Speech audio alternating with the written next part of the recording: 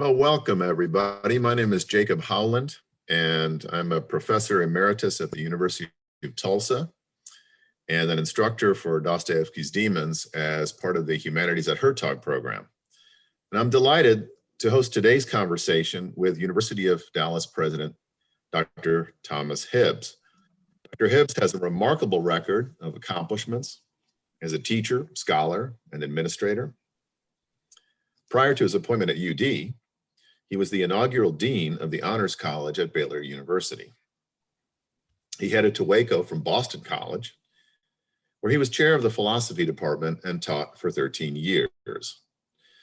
Our conversation today is on the challenges facing higher education in the liberal arts, challenges stemming not only from external threats like COVID, but arising also from a misunderstanding by universities themselves of the true nature of liberal studies.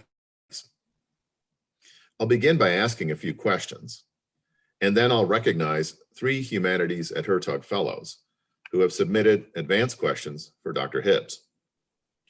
Our wider audience is also invited to submit questions via Zoom's Q&A feature.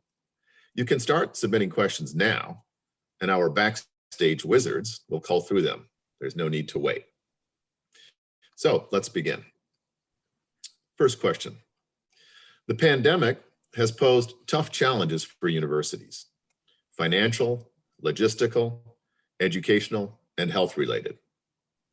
UD was one of a small number of schools that opened for residential living and held the majority of classes in person.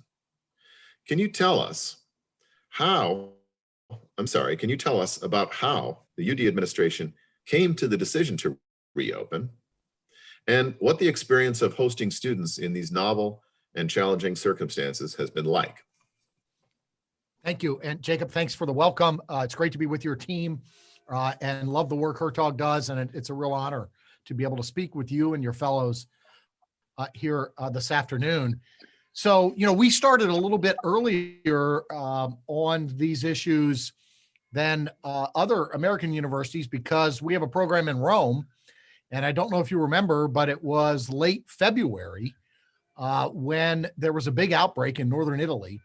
And so we had to start thinking actually in late February about what we were going to do with our Rome campus. And then after we got that figured out, we pivoted very quickly to our Irving campus to see what we were going to do here. And like just about every other place, we ended up shutting down both our campuses in Rome and in Irving and moving to online education.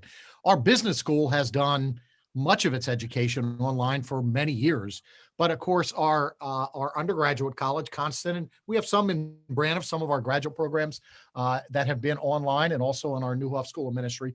But the predominant number of our students and our faculty were not really used to online education, and so it was a pretty intense week or so during spring break and right after, getting everyone up to speed, and remarkable collegiality, remarkable generosity amongst the faculty. And so we completed the spring semester online. And during that whole time and into May and June, we had administrative committees of the board. We set up a COVID task force that was working on these matters. And we came to the decision midsummer that we were going to reopen. And we did a lot of research. We had our own science professors who do work in these areas on the committee. We had help from local, state, and national, and we were doing what everybody else is doing, looking at what other schools were doing, trying to learn from them. But we thought that we hoped that we could manage bringing students back on campus. And we actually had about 80% of our classes in person with 6-foot distance, everybody masked. And this semester, which just started a couple days ago, we're at 85 to 90% in person, same protocols, of course, still. And we had a pretty remarkable success. I think we're in a very small percentage of schools that had that high a percentage of classes in person. And I'm really proud of what we were able to do, really proud that our students, we had one minor outbreak late October, early November, where we had to shut down the campus for around 3.5 days. And all classes went online. Students had food delivered to the dorms. We reopened, had some slight lingering positive cases, but then we're able to finish the semester strong. And I think we only had 3 or 4 positives. We tested all the residential students earlier this week. So we're looking to get off to a really good start. I think we wanted to be safe. We wanted to follow all the guidelines that we needed to follow, but we also, as much as possible, wanted to continue to have the kind of in-person education that is really indispensable for liberal education, the kind of face-to-face focus on conversation, around books, on conversation in the sciences, around experiments and data, around research that's being done across the university. And so I'm really pleased with what we were able to do in the fall and hopeful that we can replicate that this spring. I'm sure your faculty are very happy to be able to teach in person. A lot of schools are doing hybrid stuff where you'll teach students maybe one class and then those students will be online the next class, and that creates an awful lot of work in addition to the ordinary preparation for courses. It is extra work, and some of ours we had hybrid, and we had cameras installed in case students had to be in their dorm rooms so that they could follow the classes. So it's been a good mix. And I think we've also learned some things. We're not really interested in any way in jettisoning the model of in-person classes. But I think faculty have learned some things about the way in which the use of technology can complement and serve that. And that's all to the good. That, as I say, that's not a matter of saying, oh, we're going to abandon in person. We think learning from a distance is just as good, but technology is available to us and it can be used well or poorly. And I think we've learned some ways in which we can use it well that will complement our predominantly in-person education. We'll come back to that in just a bit. Let me give you the second question. Even before the pandemic, liberal arts colleges and universities were under duress, with many closing their doors or at risk of insolvency. This has led many colleges to turn toward the vocational or skills building ends of education, as you note in your excellent Modern Age essay. Can you speak to how you've sought to meet this challenge as president at the University of Dallas? And has this experience left you hopeful about the prospects for liberal arts education? Yes, absolutely. But I inherited a lot of good things here. I mean, there's a strong liberal arts core to which the faculty, students, and alumni are quite devoted. We're a small Catholic liberal arts school, like a number of other small Catholic liberal arts schools. But I would say that in terms of our commitment, indeed passion for the core curriculum, we're a bit more like Chicago and Columbia used to be in the old days. And there's still some of this with those places where the alumni, really their identity is tied to the core curriculum that they were all involved in. And I think that's very much true for University of Dallas alumni. There's a real passion for this core, which is not just a set of required courses. It's a set of required courses where, and it is taught by faculty in particular disciplines. So it's not a great books curriculum either. It's a set of core courses that are taught in the history department, in the theology department, in the sciences, in the math department, in philosophy and theology by people who teach in those disciplines. But the courses are designed to complement one another. And there's great interest amongst the professors in knowing about what's going on in the other disciplines so that our students are reading at the same time that they're reading Plato's Republic, they're reading in their epic class, they're reading Homeric epics, right? So there's a complementarity to the parts of the curriculum and a real devotion to the way in which these disciplines are distinct but overlapping and can be integrated. So we have that. We've also had a history since the time I was here as a student in the 80s of just enormous success with acceptances to medical and law school, both typically in the mid 80s, our acceptance rates to law school and to medical school. And then the the placement rate of our students, which is measured 6 months after graduation. What's the percentage of your students that are either continuing their education or employed? In this year, we're at 97% in the year of COVID, and we're usually in the mid 90s. So we have data to support the fact that this education, which looks like it's not all that practical in certain ways, actually has enormously practical advantages. I know people in law schools, for instance, who read admissions essays and admissions recommendations. And a number of them have said to me, look, when I'm reading applications from the University of Dallas, the letters from faculty stand out.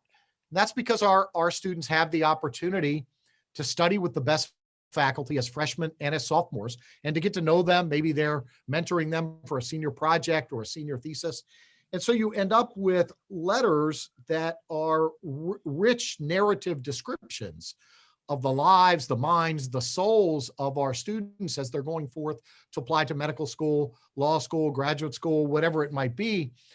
And so this education, which in some sense pulls faculty, we do have faculty doing a lot of research, but that faculty research is valuable for its own sake. But in the lives of our faculty who have a sense of calling as teachers, it's ordered to the teaching and mentoring of undergraduate students. So at major research universities, there's a lot more research going on, and undergraduates are often led to think, well, I can get access to that. Well, sometimes you can, sometimes you can't, but you often don't get access to the best professors at all because they're exclusively teaching graduate students. Or if they're teaching undergraduates, they're only teaching upper level electives. And I tell students who are thinking about coming here, I say, look, if you go to one of those schools and you get in one of those classes, a junior or a senior, you're going to have two thoughts. One is, it's one of the best classes I've ever had. And the second is going to be, if I had had this 2 years ago, I would have done a lot of things differently. Right. And so having your best professors teaching not only perhaps a graduate class or an upper level, but also teaching in the freshman and sophomore year, it really opens up possibilities for undergraduates having these great professors in relatively small classes, even if you don't end up majoring in that discipline, interacting with a great teacher who also is perhaps a great scholar at an early point in your undergraduate career really does open up the sense of possibility for students intellectually, and also for their sense of calling, what they might want to do with the rest of their lives. So every university promises it's going to do everything for every student who walks onto the campus. I think we do a pretty good job of some both ands in our education. There's a document I worked up that argues that the goal of the UD education is both to enable and to ennoble. It's about a noble education that's worth pursuing for its own sake. But the kinds of skills that you get indirectly, skills in writing, which are woefully lacking in our society now. Law schools have to teach writing to the best students who are entering law school. We teach writing intensively in our lit trad class, where students are reading great literature and going over their writing very carefully with their professors, learning how to write a coherent paragraph, how to make an argument, how to cite sources, how to write a persuasive essay. These skills that enable students then to go on and do whatever it is they want to do next. This education that's valuable for its own sake has all of these byproducts, and yet we haven't really set up the education for the sake of the byproducts, right? And it's just that the education itself has this impact for students who immerse themselves in it and devote themselves to the curriculum. Well, there's no question that your institution is extremely strong and healthy. I was actually giving a talk. I'd been invited to give a talk by Susan Hansen, and I was on your campus the day that it was announced that you would be the new president. And I remember being at dinner, and one of your senior undergraduates was explaining the finer points of Pindar translation, for example. I mean, the students are incredibly impressive. And I can think of a few other schools that are like that, Hillsdale, sure. Wyoming Catholic, and so forth. And incidentally, there are students of that quality sort of scattered around the country at different institutions. We attract them here at Hertog. But I would say that the situation is much more dire at other campuses where the faculty don't quite have the same understanding of teaching and learning, liberal education, and really what a university is. So I'm sure we'll circle back to these kinds of issues in the subsequent question period. But let me turn now to this question of technology. Many critics of higher education are excited about the possibilities of online education, both as a means to cut costs, but also to make possible new ventures and opportunities for students to learn. I myself have seen what's possible with online learning through programs like the course that I'm leading here at Hertog, but I'm also aware of how much is lost. How do you think about online education?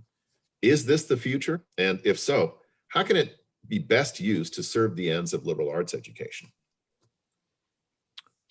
So I do not think it is the future of education as a substitute for either K through 12 or undergraduate education. As I mentioned earlier, I think in all of those, at all of those levels, it can be used as a supplement. And occasionally in certain circumstances, it can do what it can in place of in person. My own experience, like yours, my own experience is that the online mode of communicating about important ideas works when you already have two things. You already have some sort of community identity and investment in the participants, and it's got to be pretty small. So I was a member of the Lilly Fellows mentoring program, which mentors graduate students, Christian graduate students who are interested in the humanities. And I did that for 3 years as a faculty mentor. I've done this fall, had a great experience with the Thomistic Institute and all of their great programs, doing some online seminars over a 3 or 4 week period. But these are both, in both cases, you're dealing with people who are typically graduate students or advanced undergraduates, first of all, and they're opting into a kind of community where they're already share a deep level of conviction about the things that matter. And so, and there's already a pretty high level of discourse that they're capable of. So I think it works best in those settings where you can presuppose certain assumptions about the community. It works best. Of course, there are certain technical aspects of education that even at the undergraduate or the high school level, you can do this, right? And certainly you can make available to folks who can't be in person with great teachers for one reason or another, you can make available some facsimile of what the experience is like in person. But we know we're seeing data from high schools and grade schools. There was a report just at the end of the spring semester here in Dallas about Dallas public schools and how many students just sort of dropped out after the shift to online education. And we know that in disadvantaged communities, they're the hardest hit by the move to online for lots of reasons. So I really don't see the online education as a good substitute for the kind of community that you need with other students and with faculty in person to build a sense of care and a sense of accountability. I think it's much easier for us to hold one another accountable when we're seeing one another in person, right? In high schools, we all know that if you've got a pretty good high school where the faculty and the staff keep an eye out for students, right? They'll talk to one another. Hey, do you have so-and-so in class? She or he doesn't seem to be performing that well. What's going on? Or this person seems to be missing.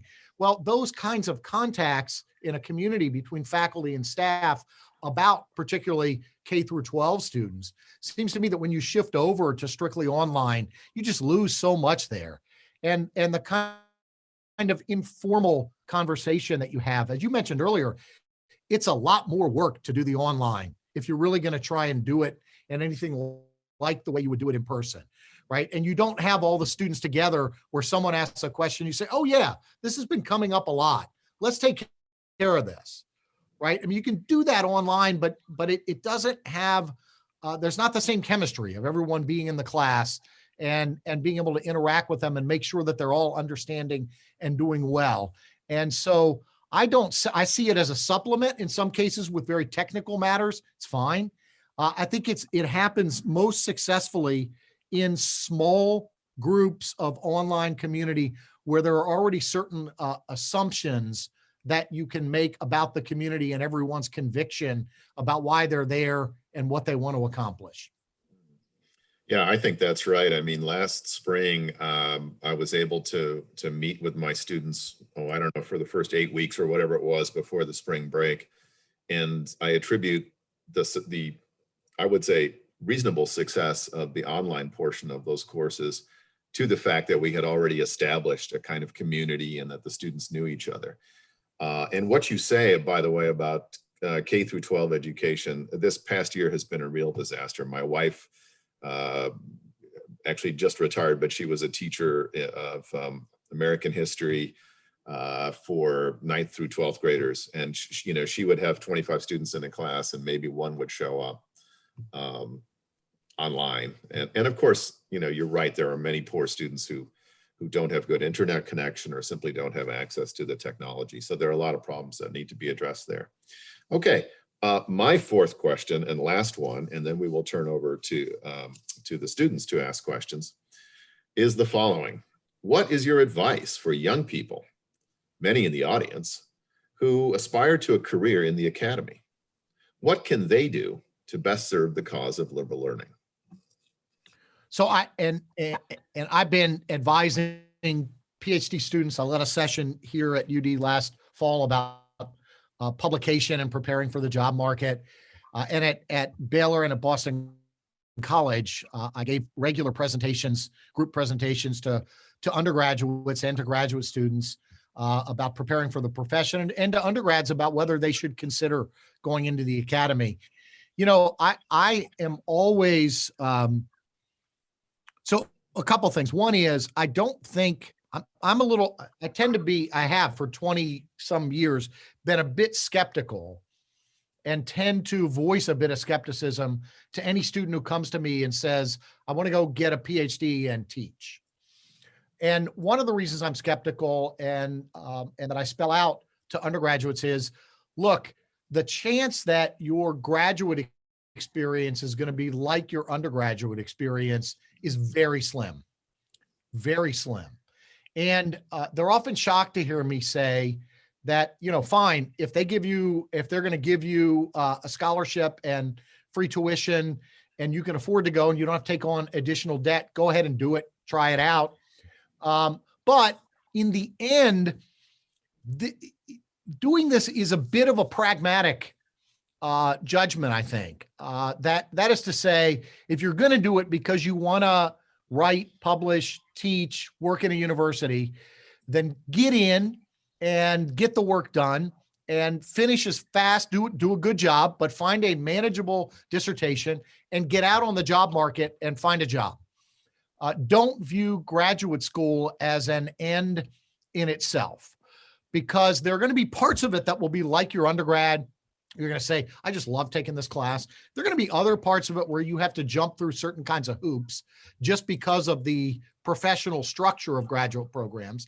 And chances are that you're not going to have anything like the kind of fellow student community that you had as an undergrad. And so I find very often, and I had this experience myself leaving from here to go to Notre Dame, and I love my experience at Notre Dame, but I nearly quit after my first year. I had finished a master's here at UD very quickly, finished another master's in 1 year at Notre Dame. I was feeling kind of burnt out, but I also just didn't find, and I had great professors, Ralph McInerney, David Solomon, some other great professors, but I just didn't feel the kind of community connection that I had had as an undergraduate at the University of Dallas. And I thought, well, I'm just going to go teach high school or something. And then I changed my mind at the last minute, and Ralph McInerney helped me to retain my scholarship, my fellowship. And I decided at that moment I was going to finish my coursework and get my dissertation done as quickly as I could and get on the job market and try and get a job. And I moved pretty quickly through it. I tell students, some undergraduate students, that sometimes, and they look at me as if I'm betraying their intention to want to continue what they've done as undergrad.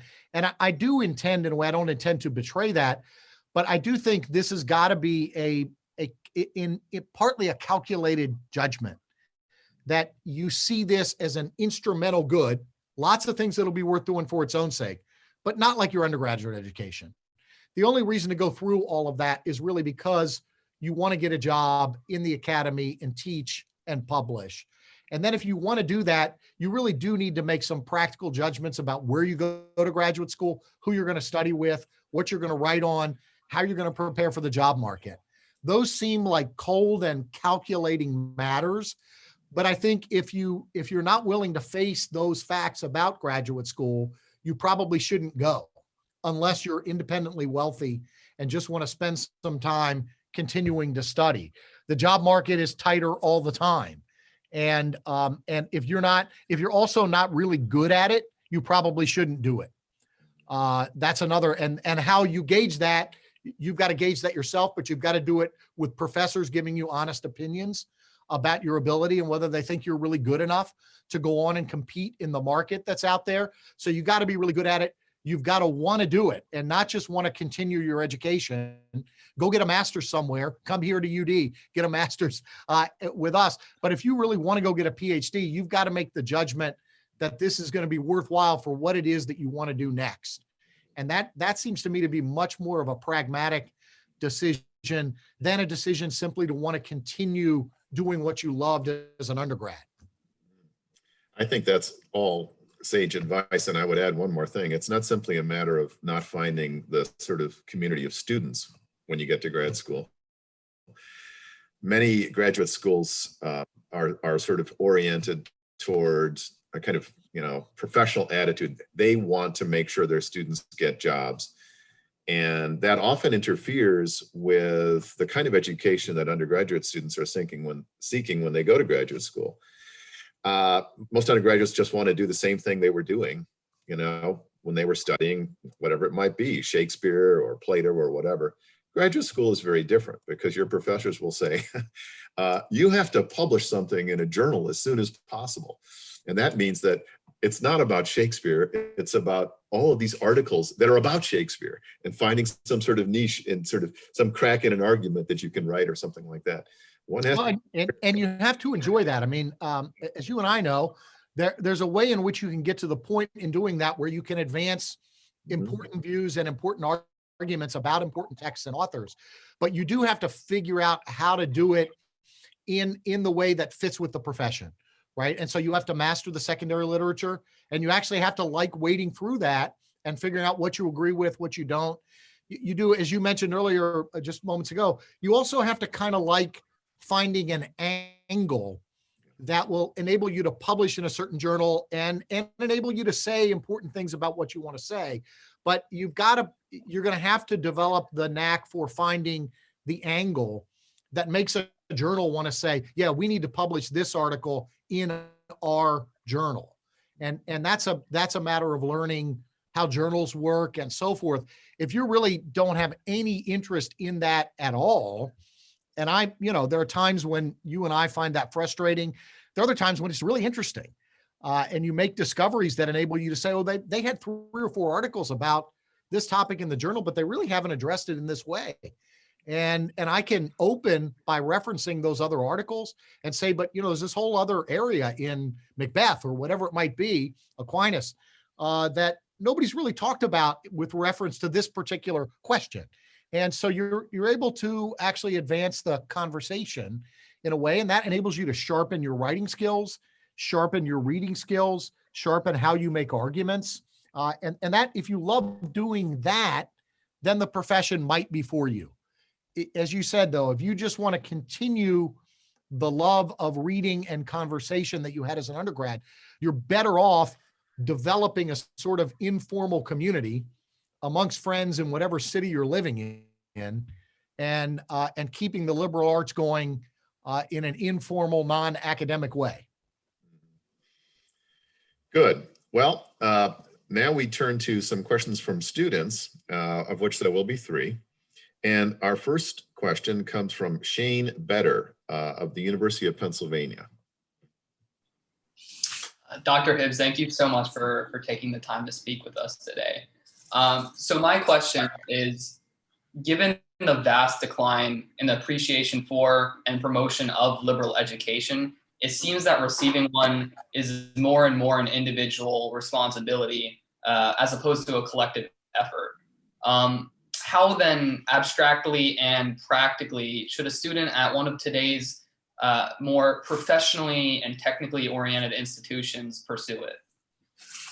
Great question, Shane. Thank you, and glad you're here. You know, I do think it is institutions are better or of higher education can be said to be better or worse at offering a liberal education, and that has to do with the curriculum, the community that's developed inside and outside the classroom, the faculty and what kind of lives they lead intellectually and as mentors of students. It is, even in the best case though, it's always an individual responsibility, right? I can be surrounded by great courses, great texts, great teachers, and if I'm not deeply, actively engaged, both inside and outside the classroom, I'm not going to get the education. It's not going to come to me through osmosis. Now, there are students who can get enough of it, and then at some later point, right, they might not have been that engaged going through their undergrad, but if they were surrounded by a sense of what the education was about, at later point that might click in, and they might be able to then dive back into it. But if you're really going to get a liberal education, there is no substitute for your own individual desire and application. And that means taking your classes seriously, but it also means having and developing and allowing your imagination and your intellectual life to be driven by a set of questions that are important to you, that will be partially from your classes, but may have to do with connections between your classes that are not explicitly made in either class. They may lead you to an author where you've read a little bit, gotten a taste of that author in class, and then you decide, I really need to keep reading this author on my own. That's what it means, in a sense, to pursue liberal education actively, I think. And that can be done.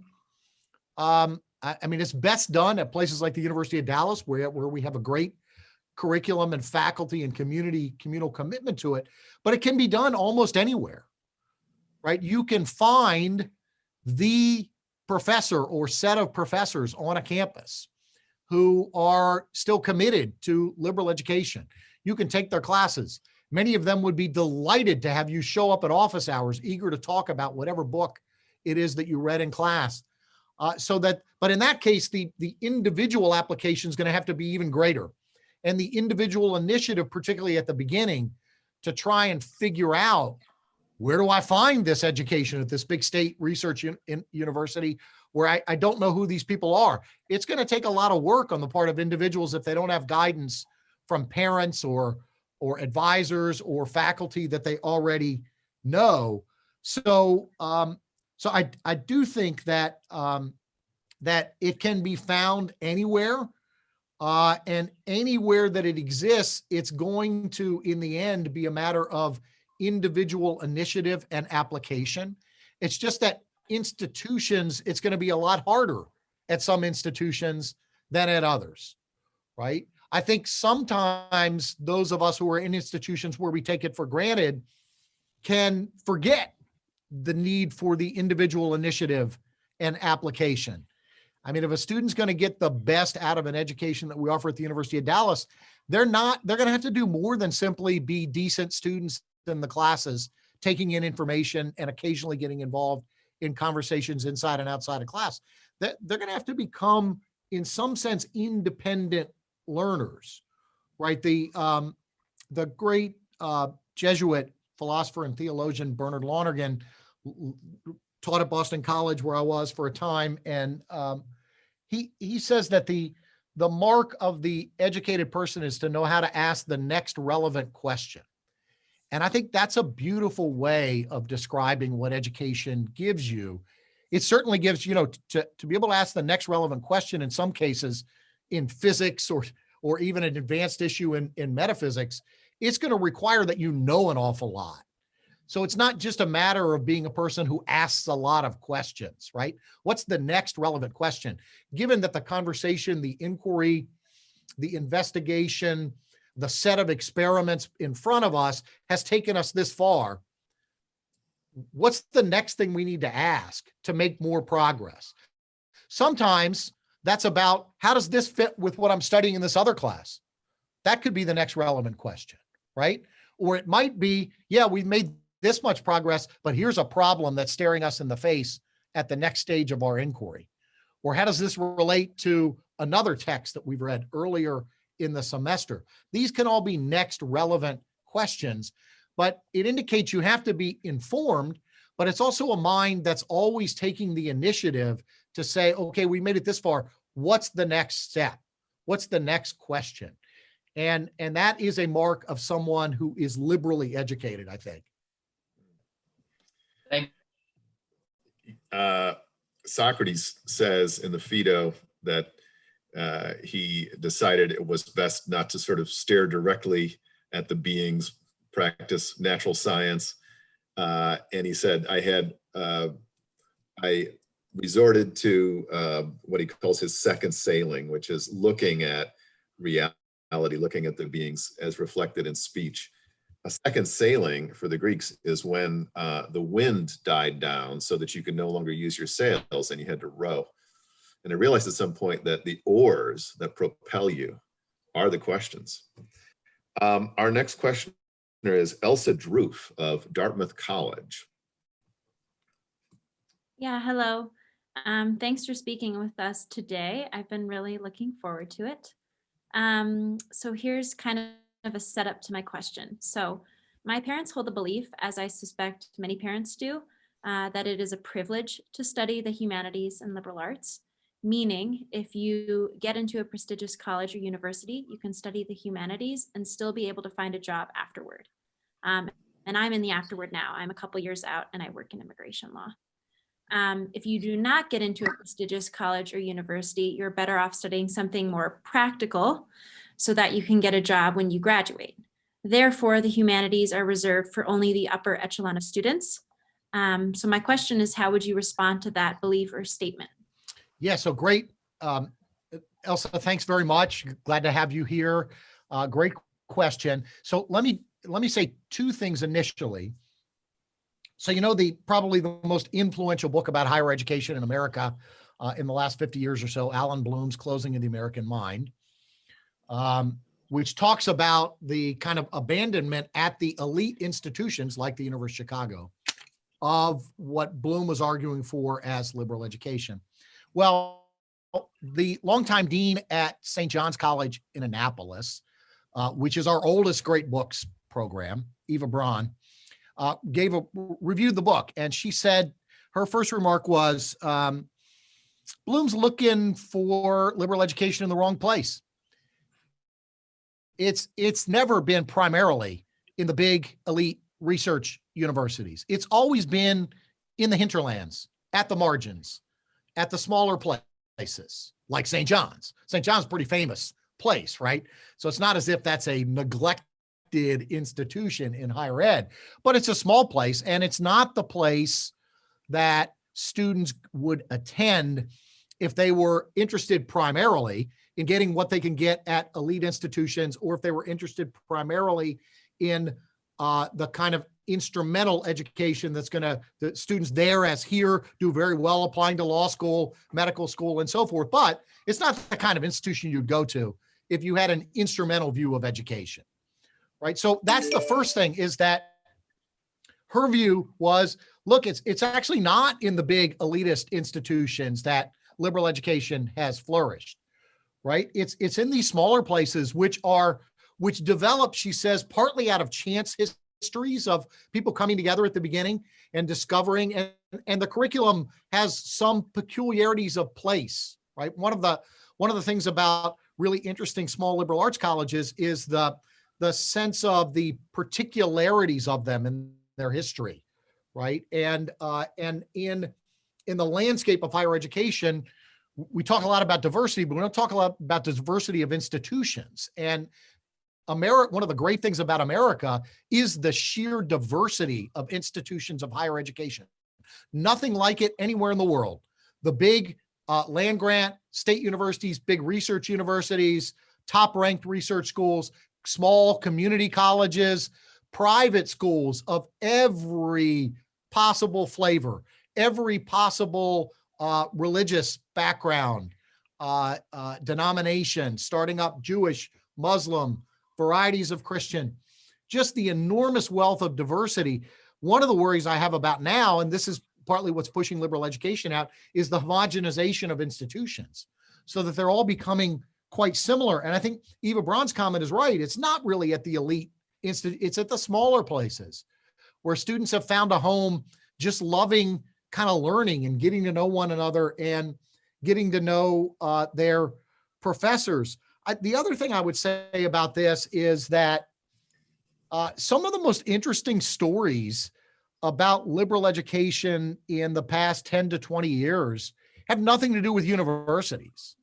They have to do with a group of almost all immigrant students at a mission high in San Francisco getting together on a Saturday with a teacher who wanted to read Dante with them and going to museums to see images of the Divine Comedy. And the impact on these students' lives has been tracked, right? Students weren't getting any credit for this.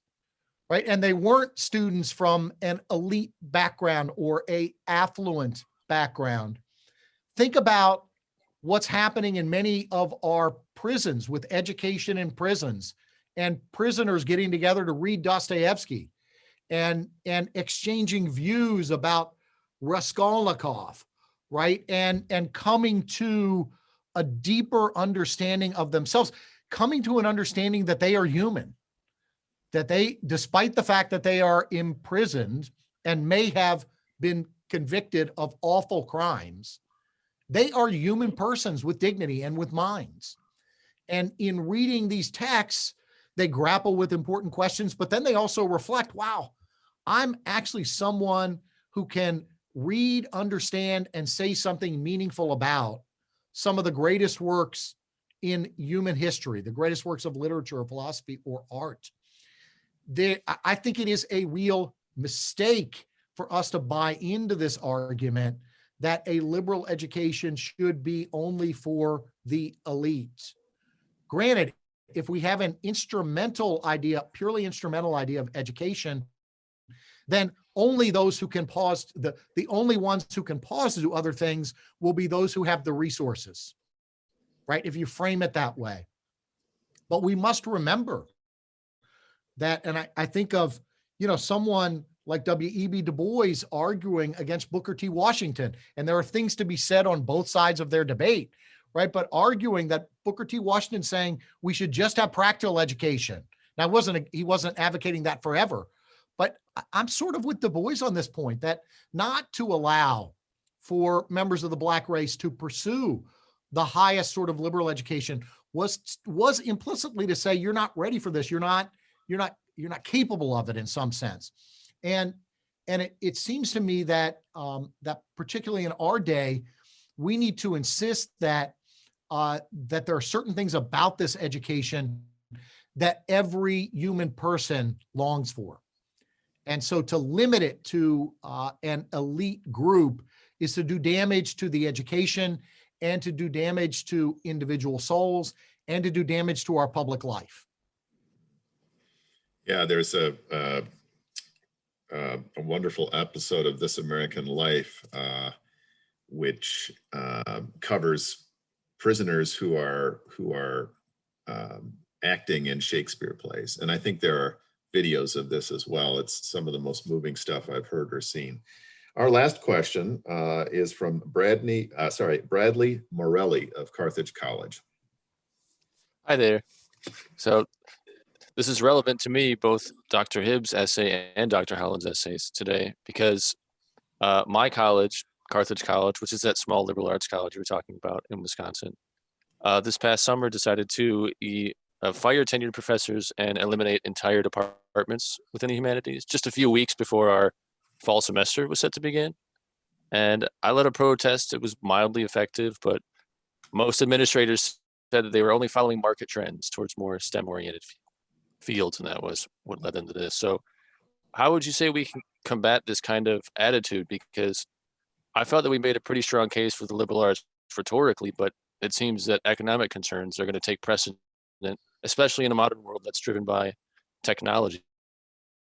So do you think that we can effectively convince administrators that profit can be part of an education, but not the sole motive? Well, I mean, let me say, first of all, that anybody who works in higher education administration, as I've done for many years, knows that the financial pressures on universities is enormous. I mean, the costs keep going up. The competition in terms of scholarship, people talk about the cost for universities to run themselves keep going up. People complain about tuition, but at most places, the tuition is discounted hugely. That's why some places have gone toward, well, we're going to cut our tuition by a third. Well, they're still hoping to bring in as much money, most of them. They're just not going to discount it in the way they typically do. So the competition for students is enormous, and this places enormous financial pressures on universities. And if you don't have some sort of common language about the mission of the institution that's shared between faculty, administration, and your board of regents or your board of trustees, it's inevitable that a fairly quick calculus in terms of the bottom line will lead in the direction that you've described, Bradley, at your college and at many others, right? So one of the things I was always trying to do at Baylor, and I've done here at the University of Dallas, is to try and work with the board to make sure that we have a shared language for what our mission is. And we're a Catholic university, that mission is important, but we're a Catholic liberal arts university. What does that mean? And how do we articulate the intrinsic value of that? And how do we also articulate the intrinsic value and the sort of byproduct value that I was talking about earlier? Because if you do this right and you supplement it in the right way, there's no reason that students who take a very good and rigorous liberal arts curriculum cannot be just as competitive, if not more competitive, than people who have had very straight practical educations. Two other thoughts I want to make about this. One is that we should be acutely aware now of the limits of relying exclusively on technology, right? Technology is doing wonderful things for us, but to think that all we need is STEM to know how to lead our lives, it just seems to me that STEM program should be strong. We've got great science programs here at the University of Dallas. So we want to have those programs be strong. And by the way, many of those programs have been part of traditional liberal education. Traditional liberal education was about the full range of disciplines. It wasn't just about reading some literature and philosophy books, right? So if we're talking about the full ambit of liberal education, the sciences would certainly have to be in there and in some way connected. But the idea that we're going to form people simply by giving technological education, even for the professions that they're going into, seems to me very short-sighted. And I think people who've been successful in those disciplines recognize this. Connected to that, and this is the second point. Look, I mean, we know that our political discourse, our public discourse, is really in a bad way, right? We just came through an election and we had a few debates, not many, but we can't seem to come up with memorable sound bites anymore from people who are running for office, let alone any type of sustained reflection on what our common life is.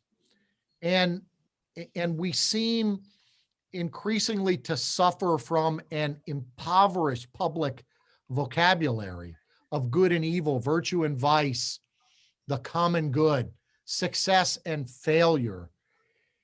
If we don't find ways of enriching that vocabulary with a stock of shared narratives and stories and rich ways of describing our common life, we're going to lose the ability to name what's missing, right? I mean, for many years, people serious about liberal education have said, well, this is what's lacking in our culture, and here's how liberal education should supply it. In fact, you've got a great bunch of authors that my friend Alan Jacobs has written about, writing in the early 1940s, including C.S. Lewis and Hannah Arendt and others, arguing that the technocracy that was going to win us the war against the Nazis, that the very source of our victory could be our undoing, right? Excessive reliance upon technocracy. And they thought that some form of liberal education or another would be the corrective to that.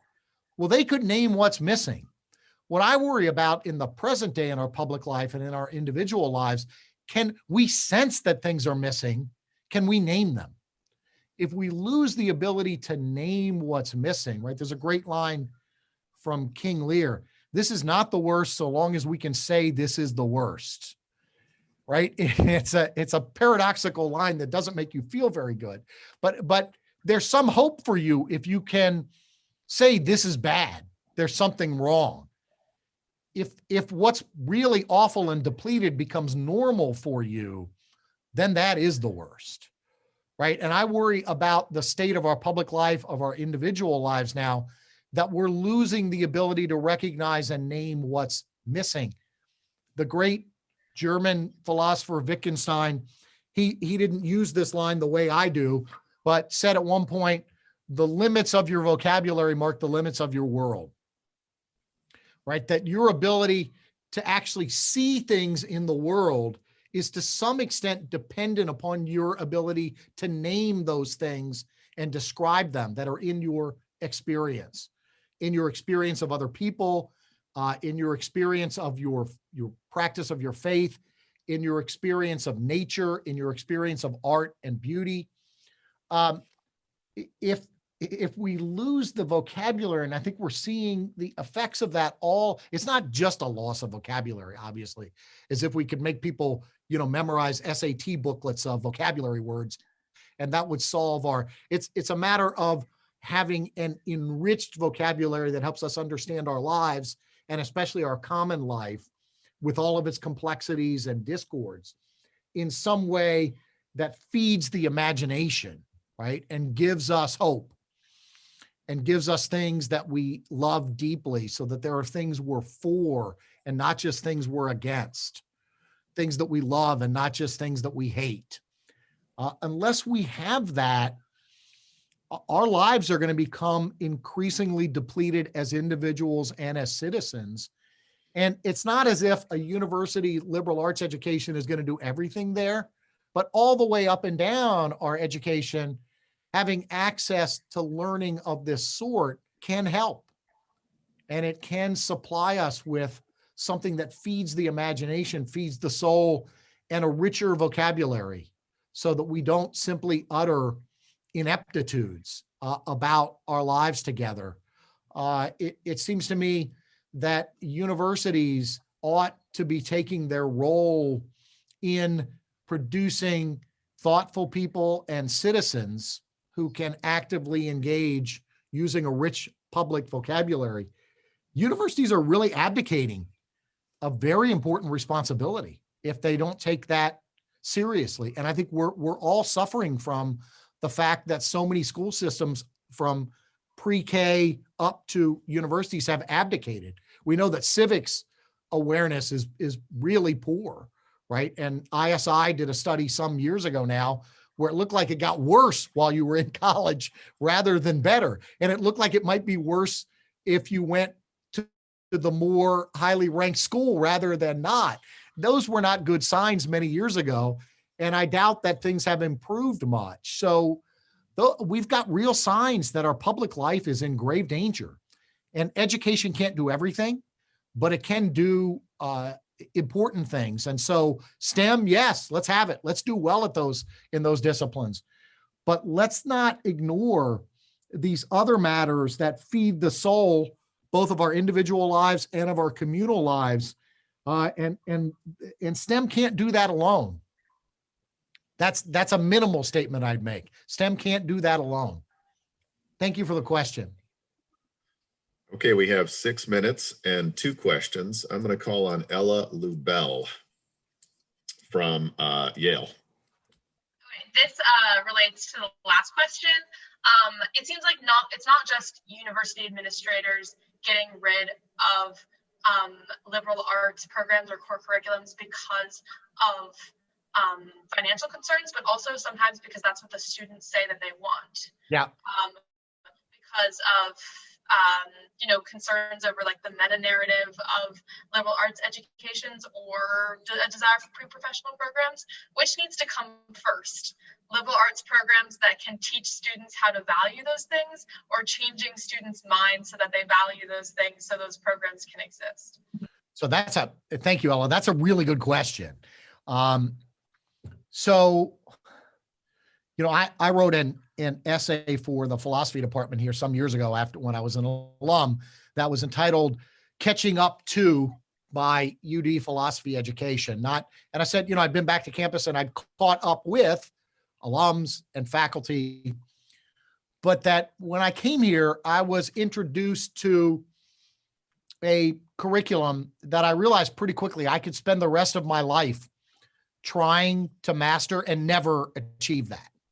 And that's actually led me to things that were beyond the curriculum. It led me to a great, and some of this was in the curriculum, but other parts of it weren't. It's led me to a great love of African-American literature. And it's led me to a greater love of kind of primary text and science that I didn't study when I was here, but I had occasion to do later. It gave me the ability to move on from that education to other things. Increasingly, students don't have that sense that their education is introducing them to something grand and complex. Some students might see that as a threat, to be introduced to something grand and complex that you find yourself in, right? They might feel trapped. I found it liberating, right? And I think students who are introduced to it in the right way find it liberating, right? It's not as if you are trapped. You can move. You can ask the next relevant question. And the texts all disagree with one another. So it's not as if you could just read all the text and have the answer, right? There's no way you can do that if you're taking the book seriously that you read. So I do think increasingly students coming out of high school don't know that this type of education is even possible. And so it might take some time to introduce them to it. I think you do need some sort of community that is committed to that, right? So that students see it reflected in various ways in the various parts of their education. Thank you. Very good question. Okay, last question. Avi Siegel, Princeton. Sure. Hi, thank you very much for joining us. I'm sorry that we only have just a few minutes left. I'll ask my question, and if you can take however much time we have and answer whatever part of it you'd like.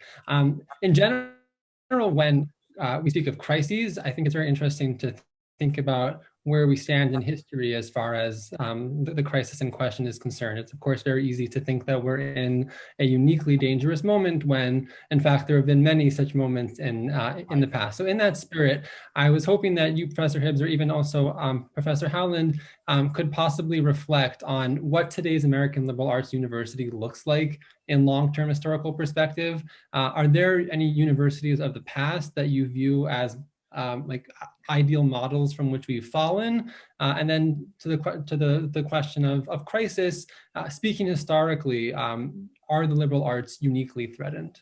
So let me say that, I mean, we need another 20 minutes for, thank you for those questions, but let me just say something really quickly. Yeah, I think it is, we shouldn't fall prey to nostalgia. In a lot of universities, a lot of Catholic universities in the 40s and 50s, the liberal education that was offered was not very strong.